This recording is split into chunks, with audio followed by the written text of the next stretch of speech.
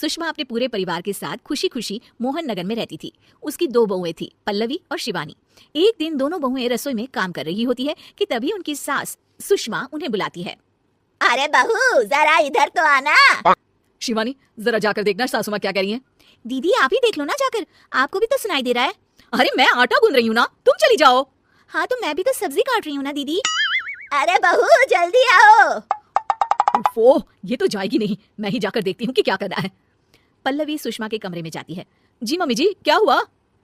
शाम को घर पर कुछ मेहमान आने वाले हैं, तो तुम अच्छा सा खाना बना लेना बहू। ठीक है मम्मी जी, आप बता दीजिए क्या क्या बनाना है और कितने लोग आ रहे हैं। सुनील की मौसी जी और उनका पूरा परिवार आ रहा है। कुल मिलाकर 3 लोग और हमें मिलाकर हुए 9 लोग। तो अभी से ही तैयारी करना शुरू कर दो। और हाँ, घर की सफाई भी कर देना, हाँ अच्छे से। जी मम्मी जी, सब काम हो जाएगा, आप चिंता मत कीजिए। पल्लवी शिवानी को घर में मेहमान आने वाले हैं इसके बारे में बताती है। क्या 9 लोगों का खाना बनाना होगा, घर की सफाई करनी है? बाप रे, सासू माँ ने तो हमें घर की नौकरानी ही समझ कर रखा है। ऐसा नहीं बोलते शिवानी, हम इस घर की बहू हैं और घर के काम करना हमारा फर्ज है। दीदी तो है ही सासू माँ की चमची, जब देखो सासू माँ। मैं तो इतना सारा काम नहीं करने वाली। शिवानी कपड़े लेकर गमला साफ कर रही होती है और चक्कर आने का नाटक करने लगती है। मेरा सर चकरा रहा है।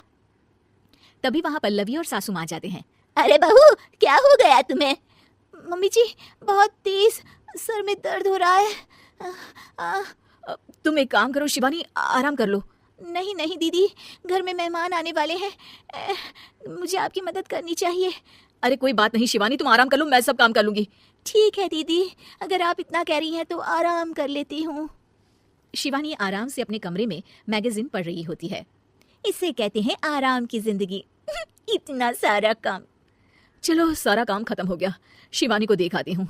शिवानी अपने कमरे में ईयरफोन में गाने सुनते सुनते सो जाती है और उसके साइड में मैगजीन भी रखी होती है। पल्लवी वहां आ जाती है और वो सब देखती है। ओहो, तो मतलब सब काम चोरी का बहाना था। अभी बताती हूँ इसको, घर का सारा काम मुझे करना पड़ा और ये महारानी यहाँ मैगजीन पढ़ रही है, गाने सुन रही है। पल्लवी रसोई से एक प्लेट और चम्मच लेकर आती है और शिवानी को थाली बजाकर उठाने लगती है। शिवानी अचानक से उठती है। उठ गई महारानी, गाने भी सुन लिए, मैगजीन भी पढ़ ली। तुम तो बहुत बड़ी झूठी निकली शिवानी। तुमने सर दर्द का बहाना बनाया ताकि काम करने से बच सको। हाँ बनाया बहाना, तो क्या करती, इतने सारे काम करती। मुझे कोई शौक नहीं है चापलूसी का। क्या चापलूसी? तुम्हें लगता है कि मैं सारे काम चापलूसी के लिए कर रही हूँ? नहीं तो क्या। तभी वहाँ सासू माँ आ जाती हैं। अरे बहू, वो लोग बस आने ही वाले हैं, तुम तैयारियां कर लो। जी सासू माँ, तुझे तो मैं बाद में देखती हूँ। सब खाना खाने बैठते हैं और खाना शुरू करते हैं। तभी सुनील की मौसी बोलती है। वाह भाई वाह, खाना तो बहुत ही अच्छा बना है सुषमा जी, एक एक चीज में क्या स्वाद है। ये सुनकर शिवानी मुंह बना लेती है। उसे अपनी जेठानी की इतनी तारीफ रास नहीं आती। आपकी बहुएं तो बहुत ही अच्छा खाना बनाती हैं।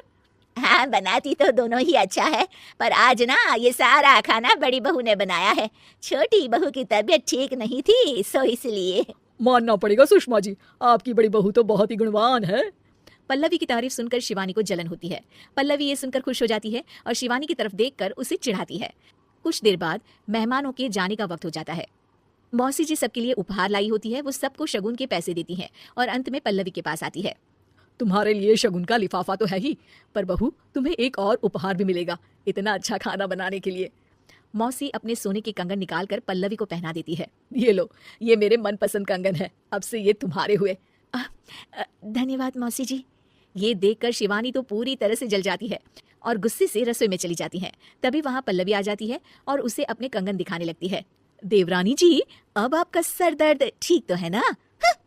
मुझे लगता है कि अब सर दर्द शुरू हो गया होगा आपका।